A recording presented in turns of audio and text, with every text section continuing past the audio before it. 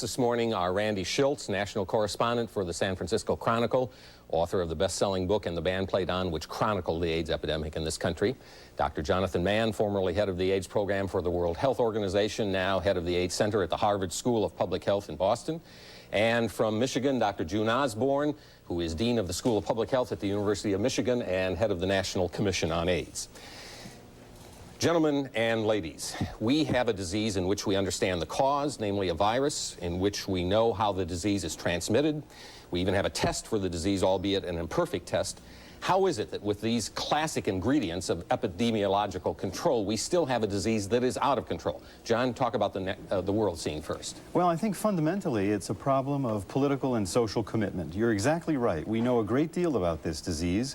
We know how to slow its spread, but that knowledge is not really being applied in the most useful way. This actually is rather typical, I might say, of some other health problems where we have resources but don't apply them well. In 10 years, we've learned how to bring this epidemic under control, but we're not applying the lessons we've learned. We have the knowledge, people are not putting it into practice, or they're not actually hearing it. Well, it's a combination of all of those, but I need to point out that the right way to control this epidemic may not be the way people might initially think. Public health experts have realized that by educating people, by providing them with support and services, and by ensuring that they're not discriminated against, you can put together a package that will slow the spread of the virus while we wait for a vaccine to help us bring this epidemic under control. June, how do we control the high-risk groups in this country? Well, I think first we have to recognize that in a certain sense we are all high-risk groups. I think we've made a mistake, rather systematic mistake, by talking in those terms rather than recognizing this as an infection that is potentially universal. It's sexually transmitted, and we must all embrace the charge to learn about it, if not for ourselves, then for our children. That's something we haven't done very well, and as you noted earlier, adolescents are becoming more readily involved with their characteristic experimentation before choosing lifestyles. We've really got to start taking ourselves seriously to take advantage of the information that John Mann has just referred to. We do have it.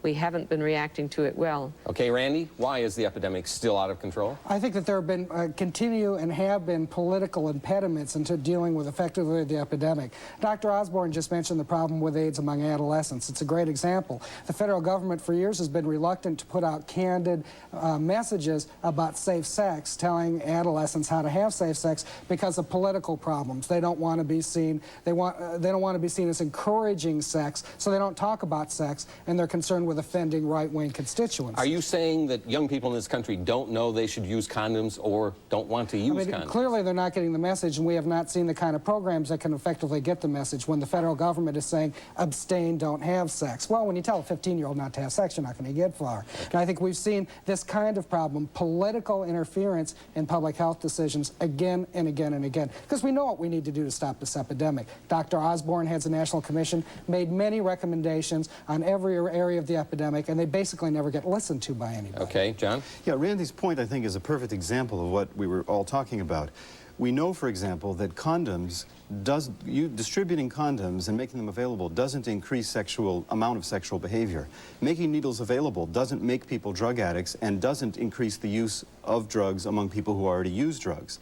So we know these things, and yet we seem to lack the political will to apply the global lessons we have learned in the last 10 years. I hear all of you sort of blaming the government. Isn't that the easy way out? Speak up.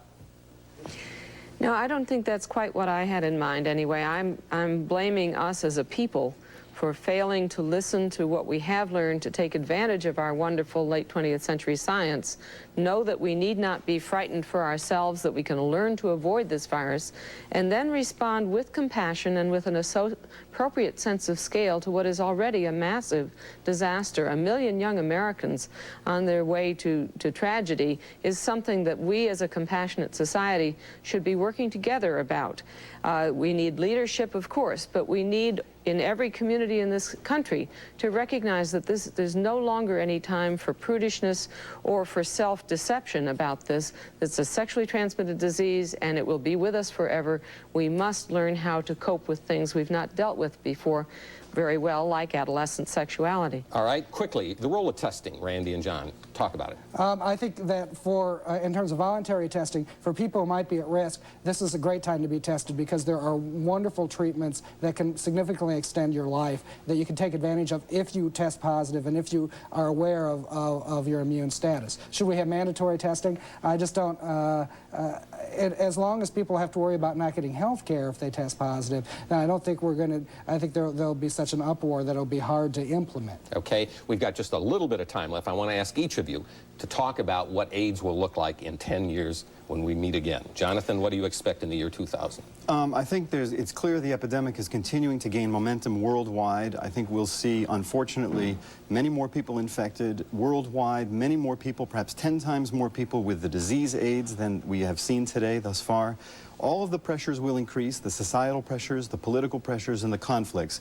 It's going to be, in the next decade, an even bigger test of our global capacity to face a problem together than it has been in the past. Okay, Randy? I think in the past decade we didn't deal with AIDS well enough because it was perceived as a gay disease. My fear is that in the next decade that we won't deal with AIDS well enough in America because it will be perceived as a gay, black, and Hispanic disease because increasingly it's going to be a poor people's disease. Okay, and June, what about drugs and a vaccine for the next 10 years? Well, there has been good incremental progress with respect to treatment both of the virus itself and of the infections and tumors that complicate the lives of people living with HIV. I think that incremental progress will continue. We certainly shouldn't sit around waiting for a cure. We've got to stop the discussion. Thank you all very much for joining us.